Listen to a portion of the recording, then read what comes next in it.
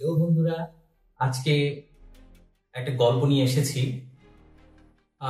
অনেকে হয়তো গল্পটা সম্পর্কে জানেন, তবুও গল্প শেয়ার করছি। কোনো না কোনো বিষয় লক্ষ্য তো আছেই, সে বিষয়টা শেয়ার করবো আপনাদের সাথে।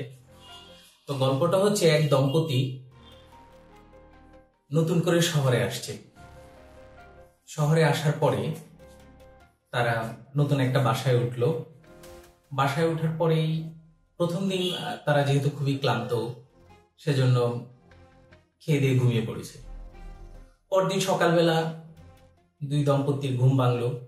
ঘুম ভাঙার পরেই তারা তার স্ত্রী ঘরের যথারীতি কাজকর্ম সেরে জানালা দিয়ে তাকালো। তাকানোর পরে দেখলো যে পাশের বাসার একজন মহিলা জামা কাপড় ধুয়ে দিয়ে ঝুলিয়ে দিচ্ছে দড়ির মধ্যে। তো সে জানালা দিয়ে যখন তাকাচ্ছে, তখন দেখলো যে নতুন কেচে দেওয়া জামাগুলো খুবই ময়লা দেখাচ্ছে।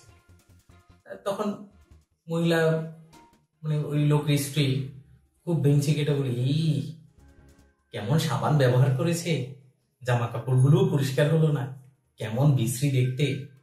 সে তার স্বামীকে ডেকে নিয়ে আসলো। এসে নিয়ে এসে বলল যে দেখো দেখো, এই সদ্য জামা কাপড়গুলো পরিষ্কার করলো, কিন্তু কেমন ময়লা দেখাচ্ছে, এরা মনে হয় ভালো সাবান দিয়ে ধোয় না। তো হাজবেন্ড কিছু না বলে চুপচাপ থাকলো। এই ঘটনাটা প্রায় প্রতিদিনই ঘটতে লাগলো। কিছুদিন ঘটার পর একদিন তার স্ত্রী সকালবেলা ঘুম থেকে উঠেই যথারীতি ঘরের কাজকর্ম সেরে যখন জানালা দিয়ে তাকালো, ওই দিন দেখলো যে খুবই পরিষ্কার পরিচ্ছন্ন দেখাচ্ছে। তার আজকের পরিষ্কার করা জামাগুলো যখন দড়িতে দিয়েছে, তখন দেখলো যে খুবই পরিষ্কার জামা কাপড়গুলো দেখা যাচ্ছে। তখন ওই স্ত্রী বলল, আজকে মনে হয় ভালো সাবান দিয়ে তারা জামা কাপড় পরিষ্কার করছে, এই জন্য জামা কাপড়গুলো খুবই পরিষ্কার দেখাচ্ছে। তখন তার হাজবেন্ড বলল, আসলে আজকে ভালো সাবান দিয়ে নয়, আজকে জানালার কাজটা পরিষ্কার করা হয়েছে, যার কারণে তুমি জামা কাপড়গুলো ভালো পরিষ্কার দিচ্ছ। তো গল্পটা আসলে এখানেই শেষ। প্রশ্ন হচ্ছে, এই গল্পটার উদ্দেশ্য কি? অবশ্যই উদ্দেশ্য তো আছেই আপনাদের সাথে শেয়ার করার পেছনে। তো আসলে ব্যাপারটা হলো, আমাদের মনের মধ্যে এমন একটা পর্দা, ময়লার পর্দা লেগে থাকে, চোখের মধ্যে ময়লার এমন পর্দা পড়ে থাকে, যে পর্দাগুলো আসলে আমরা কখনো পরিষ্কার করতে চাই না, যেটাকে আমরা বলি দৃষ্টিভঙ্গি। কোয়ান্টাম ফাউন্ডেশনের একটা থিম আছে যে দৃষ্টিভঙ্গি বদলাও, জীবন বদলে যাবে। এখানেই হচ্ছে ব্যাপারটা, যে আমরা নিজে যেমন, আমরা অন্যকে ঠিক তেমনই মনে করি।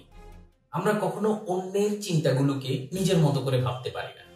ফলে আমরা মনে করি আমি যেমন, অন্য লোকজনও ঠিক তেমনই। ব্যাপারগুলো কিন্তু আসলে তেমন নয়। আমাদের দৃষ্টিভঙ্গি পরিবর্তন না হওয়ার কারণেই আজকে আমরা সকল বিষয়ে, কেউ ভালো করলেও সমস্যা, খারাপ করলে তো কথাই নেই। ভালো করলে ওখান থেকে আমরা খুঁত খোঁজা শুরু করি, আর খারাপ করলে তো সমালোচনার ঝড় বয়ে দেয়। আমাদের বাংলাদেশে বর্তমান পরিস্থিতিটা ঠিক এমনই চলছে। আপনি ভালো কিছু করছেন, তাতেও একটা খুঁত বের করবে, খুঁত বের করে আপনাকে ধুয়ে দিবে।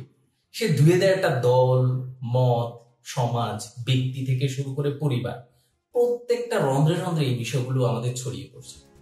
তো সকলের প্রতি আমার একটা আবেদন থাকবে যে আমরা দৃষ্টিভঙ্গি বদলাই, মানুষকে মানুষের জায়গা থেকে বিচার করার চেষ্টা করি। নিজের জায়গা থেকে আমি কখনো একজন মানুষকে বিচার যখন করতে যাব, স্বাভাবিকই আমার চিন্তাধারার সাথে তার চিন্তাধারার কখনো মিলবে না। এটাই বাস্তবতা। চলুন আমরা দৃষ্টিভঙ্গি বদলাই, জীবনকে পরিবর্তন করি। আর জীবনকে যদি আমরা পরিবর্তন করতে পারি, রাষ্ট্রের পরিবর্তন হবে, সমাজের পরিবর্তন হবে, পরিবারের পরিবর্তন হবে, সর্বোপরি মানব জাতির কল্যাণে আমরা আমাদেরকে বিবেচনা করতে পারবো। ধন্যবাদ সবাইকে। আল্লাহ হাফেজ।